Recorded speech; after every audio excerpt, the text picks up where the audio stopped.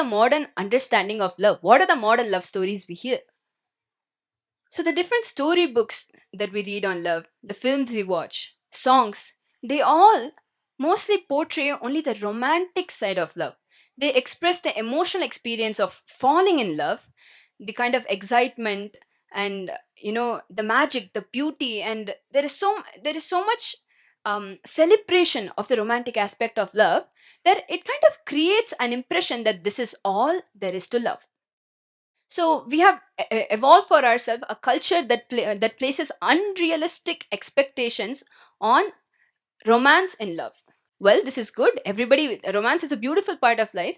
But the only problem is the kind of romance that is shown in common media today, the falling in love kind of romance, usually does not last more than the first, anywhere between 2 months to 2 years. So scientists call this the honeymoon phase. And invariably, this phase comes to an end.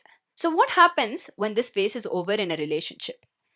For people who get into relationships thinking this is all there is to love, they start thinking, well, maybe we are falling out. The term falling out is very popular.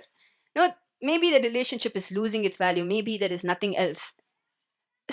And consequently, this is a reason to quit the relationship. Now, I'm not saying this is the only reason. That is very simplistic. There are various other reasons for why they do.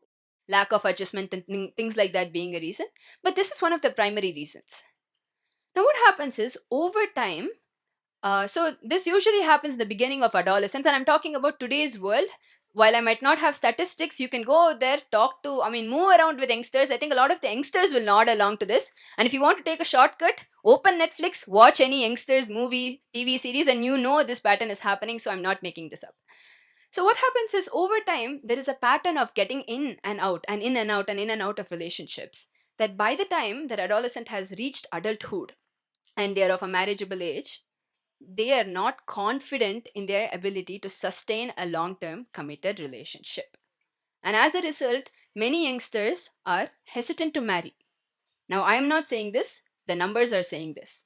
Between 1970 and today, in the United States, marital rates have dropped from 76.5% to 31%. What this means is in 1970, 76% of Americans were getting married, and today only 30% of Americans are getting married. So the number has literally halved in 50 years. And this trend is only going downhill further on. If this is the case in developed nations like the United States, Outlook India had an interview with so you might have heard of Outlook India. It's a very popular media group. They had an interview with a lot of youngsters, and they found out that Indians are following suit. A lot of young Indians are hesitant to marry. Okay, they don't want to marry. Well, so what? Research answers so what as well. The effect of decreasing marital rates is declining physical health, declining financial health, increasing stress, and loneliness at a personal level.